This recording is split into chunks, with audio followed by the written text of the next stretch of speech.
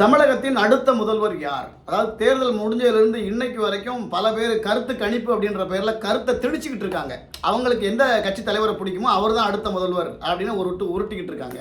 இதுல பல பேர் பார்த்தீங்கன்னா அடுத்த முதல்வர் எடப்பாடியார்ன்றாங்க. இன்னும் சில பேர் டிவிகே தலைவர் விஜய் தான் அடுத்த முதல்வர்ன்றாங்க. இன்னும் பல பேர் மீண்டும் திமுக ஆட்சி தான் அமையும், ஸ்டாலின் சார் தான் மறுபடியும் முதலமைச்சர் அப்படின்றாங்க.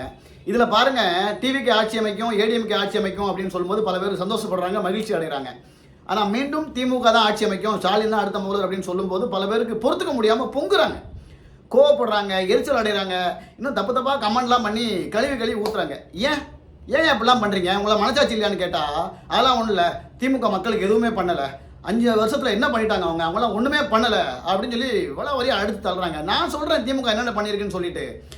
ஆட்சிக்கு வந்தோடனே சொத்து வரி ஏற்றுனாங்க, கரண்ட் பில்லை ஏற்றுனாங்க, அப்புறம் குடிநீர் வரி ஏற்றுனாங்க, மளிகை சாமான் பொருளையும் விலை ஏற்றுனாங்க, மகளிருக்கு இலவச பேருந்து அப்படின்னு உருட்டிட்டு அந்த பேருந்தை விட்டா அதில் இலவசமாக பயணம் பண்ணிடுவாங்கன்னு சொல்லிட்டு எல்லா பேருந்து எடப்பாடியார் ஆட்சி இருக்கும்போது 2500 பொங்கல் காசு கொடுத்தாரு, இது பத்தாது 5000 கொடுக்கணும் அப்படின்னு வாய்களையே பேசிட்டு இவங்க ஆட்சி அமைச்ச உடனே ஒரு 3 வருஷம் 1 பைசா கூட கொடுக்காம மக்களுக்கு பட்ட நாமம் போட்டாங்க.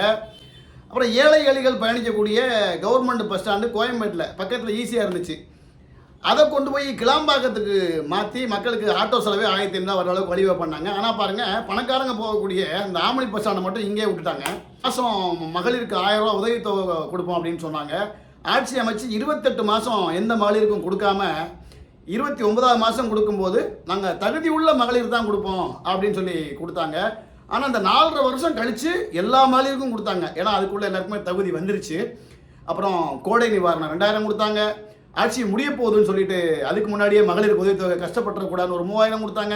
இந்த மாதிரி அவங்க 4.5 வருஷம் பண்ண வேண்டிய வேலையை ஒன்றுமே பண்ணாமல் சும்மா போட்டுட்டு கடந்த 6 மாதமாக சென்னை ஃபுல்லாக மழைநீர் வடிகால் பண்ணுறோம் அப்படின்னு சொல்லி பல இடங்களை நோண்டி போட்டு போக்குவரத்தை இடையூறு பண்ணி மக்களை பயங்கர டிஸ்டர்ப் பண்ணி ஒரு வேலையை பண்ணாங்க. இந்த மாதிரி அவங்க பல சம்பவங்கள் பண்ணியிருக்காங்க, இன்னும் நிறைய சொல்லிகிட்டே போகலாம். இதுக்கு மேலே ஒரு ஆட்சியாளரால் 5 வருஷத்தில் என்னையா பண்ணிட முடியும்? ஒன்றுமே பண்ணலன்றீங்களே, இதெல்லாம் உங்களுக்கு மனசாட்சி இருக்கா சொல்லுங்க? மீண்டும் திமுக வந்தால் உங்களுக்கு என்ன? இன்னும் நிறைய பண்ணுவாங்க. உங்களுக்கு 8000 டோக்கன்லாம் வச்சுருக்காங்க, இந்த மாதிரி நிறைய பண்ணுவாங்க. அதனால் திமுக வெறுக்காதீங்க.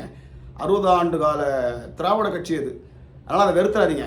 திமுக வந்தாலும் சரி, அதிமுக வந்தாலும் சரி, டிவிக்கு வந்தாலும் சரி, நீயும் நானும் வேலைக்கு போனால் தான் நமக்கு சோறு. அவங்க சொகுசாக ஒய்யாரமாக பக்கத்து ஊருக்கு போனால் கூட ஹெலிகாப்டர்லையும் ஏரோப்ளேன்லையும் பயணம் பண்ணிட்டு இருப்பாங்க.